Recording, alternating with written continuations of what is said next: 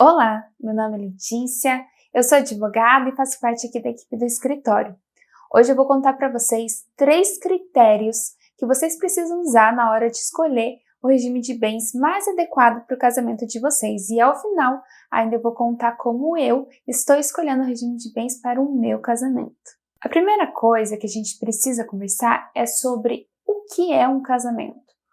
O casamento, ele é um negócio jurídico, ele é um contrato das relações familiares. E por ele ser um contrato, ele vincula direitos e obrigações para ambos os cônjuges. Por exemplo, dois dos deveres dos cônjuges são mútua assistência e fidelidade. Além disso, assim como vários outros tipos de contratos, o contrato do casamento ele tem consequências patrimoniais. E aí entra o que a gente fala sobre regime de bens. O porquê que a gente precisa pensar nisso? Porque o casamento tem consequências patrimoniais. Tanto é que não é possível casar ou ter uma união estável sem escolher um regime de bens. Ele é muito importante, porque o casamento e a união estável também, ela traz consequências patrimoniais para os contratantes, que também são considerados como os cônjuges. O primeiro critério é da segurança patrimonial individual. Quando a gente fala disso, a gente precisa partir de um pressuposto, que o casamento acaba, todo casamento acaba. Pode ser que não seja pelo divórcio, mas com certeza será pelo falecimento de um dos cônjuges.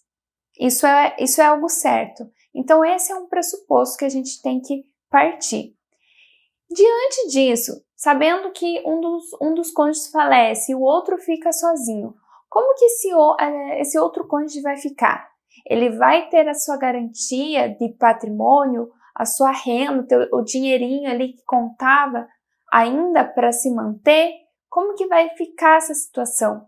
E quando eu falo patrimônio, eu não quero falar só de grandes fortunas ou de vários imóveis. Não, é a poupança, por menor que seja. Então não se trata só de grandes bens, de grandes valores. Também estamos falando de valores pequenos. E esses valores, essa reserva individual, ela pode servir também como uma ressalva ali, né, diante de uma dívida que comprometa o patrimônio comum do casal. Isso é um critério, tá? Nem todo mundo pensa assim, nem todo mundo acha importante que cada um dos cônjuges tenha um patrimônio individual. E por isso que isso é um critério. O segundo critério que a gente precisa analisar é sobre a continuidade do exercício da profissão. Então veja, ambos ali querem casar e um dos cônjuges resolve parar de trabalhar, não exercer mais nenhuma atividade profissional para acompanhar o seu cônjuge. Essa pessoa ela vai deixar de ganhar o seu salário, certo?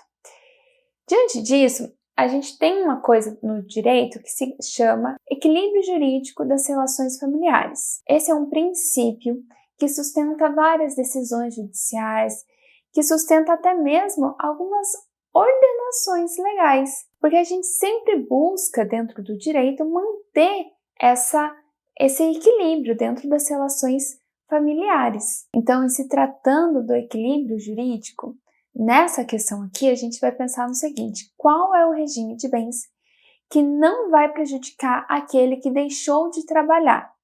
Porque ele não vai receber o seu próprio salário para adquirir bens para si.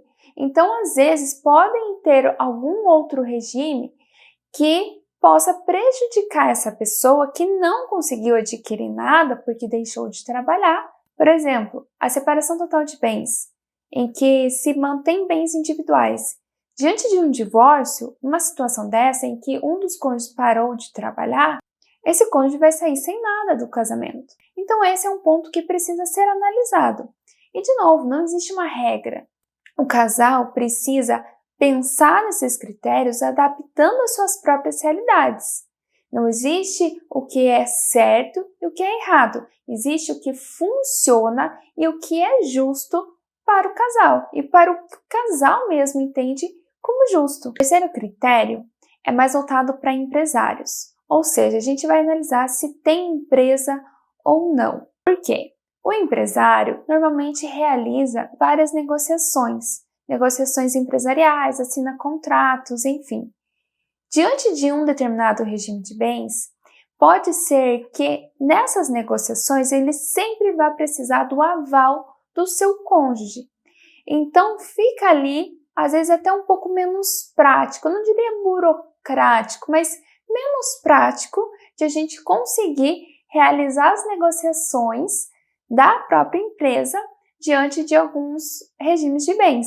Então, para quem é empresário, esse é um critério que acho importante analisar antes de escolher o regime de bens do casamento. Lembrando que, em se tratando de empresários, o pacto antinupcial precisa ser registrado lá na junta comercial. E agora eu vou contar para vocês a minha experiência escolhendo o meu regime de bens.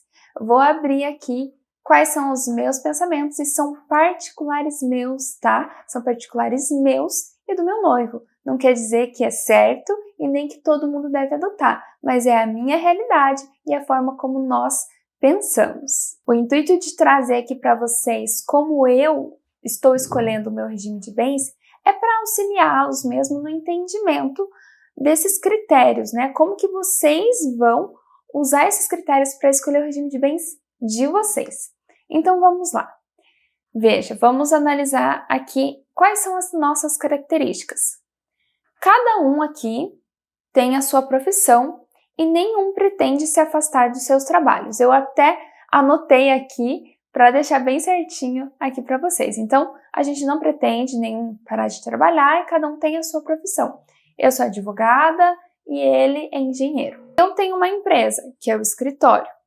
O nosso objetivo é realizar investimentos para nos auxiliar em uma futura aposentadoria. Por isso, queremos que esse dinheiro seja individual de cada um, mas a gente também quer ter a possibilidade de ter algo junto, ou um dinheiro investido junto, ou uma casa junto, a gente quer ter essa possibilidade. A gente pensa mais em casa mesmo, né? A gente comprar algo em conjunto, como se fosse realmente um bem familiar. Então, dentro dessas nossas características, o que a gente vai analisar? Bom, vamos partir daquele primeiro critério que eu falei, que é sobre ter uma reserva, um bem particular individual por uma questão de reserva mesmo. A gente faz investimentos individualmente e a gente entende isso como um rendimento individual e a gente quer manter isso para uma futura aposentadoria. A gente não quer que se acontecer um divórcio, eu tenha que dividir todos os meus investimentos com ele e nem ele vai, né, ter que dividir todos os investimentos dele comigo. A gente quer manter essa segurança de ter uma reserva individual para cada um. E também porque a gente tem alguns sonhos que são individuais. A gente tem sonhos conjuntos, mas a gente tem alguns objetivos que são só meus. Então, por exemplo, uma especialização muito boa em outro país é um objetivo meu e que eu tenho o intuito de gastar com o meu próprio dinheiro. E ele tem algumas questões assim também. Então, a gente quer manter essa individualidade, e mais principalmente por ter essa segurança de patrimônio individual diante de várias situações. Não só do divórcio, mas também do falecimento. A gente ter essa reserva individual, para a gente, é muito, muito, muito importante. Então, esse é o primeiro ponto. Outra questão que eu falei ali é que nenhum vai se afastar do seu trabalho. Então, para nós, fica mais livre a escolha do regime de bens aqui. A gente não tem nenhuma limitação em relação a isso. E também tem o fato de eu ter uma empresa, que eu preciso eventualmente realizar assinaturas ou questões como essa. E também tem a questão de a gente querer ter algo juntos. Então, a gente quer ter essa possibilidade de ter, na verdade, um imóvel juntos. A gente pensou, a gente vai ter uma conta junto para poder comprar um imóvel junto, a gente vai comprar o imóvel junto. Então, diante de tudo isso, a gente chegou à conclusão que as características do regime da separação total de bens seriam o ideal para nós. Mas, talvez, em pacto antinupcial, a gente mantenha algum patrimônio conjunto, a gente mantenha a comunicação de algum bem. Então, essa foi a primeira conclusão que a gente chegou diante de todas essas características que a gente pensa e que a gente deseja. A gente ainda está analisando, mas o que a gente ainda está analisando é em relação se a gente vai comunicar algum bem ou não. Mas o regime mesmo vai ser o regime da separação total de bens. Esse é o regime que nós acreditamos que se adeque melhor para o que a gente deseja, principalmente porque a gente coloca muito valor em ter esse patrimônio individualizado pela segurança de cada um. A gente não tem a intenção de se divorciar, mas a gente pensa muito diante de uma questão de falecimento mesmo, né? Temos pessoas próximas a nós que, diante de uma situação como essa, ficaram realmente em uma situação bem difícil, porque não tinham um patrimônio individual. Então, a gente preza muito por isso. E porque a gente também realiza esses investimentos e a gente quer manter essa nossa renda de investimentos. É muito importante que depois de vocês pensarem nesses critérios, o que vocês querem para o casamento de vocês e para a vida individual de vocês também, vocês analisem as características de cada regime de bens, porque cada regime tem as suas próprias características. E se vocês quiserem mesclar características dos regimes, isso é plenamente possível também. Mas para isso vocês precisam conhecer cada regime de bens. Esse foi o vídeo de hoje. Muito obrigada por assistir. Não se esquece de curtir aqui esse vídeo, se inscrever no nosso canal para não perder os novos conteúdos e me conta aqui no comentário se você já escolheu o regime de bens e se você usou esses critérios ou quais outros critérios que você usou para escolher o regime de bens de vocês. Muito obrigada e até o próximo vídeo. Tchau, tchau!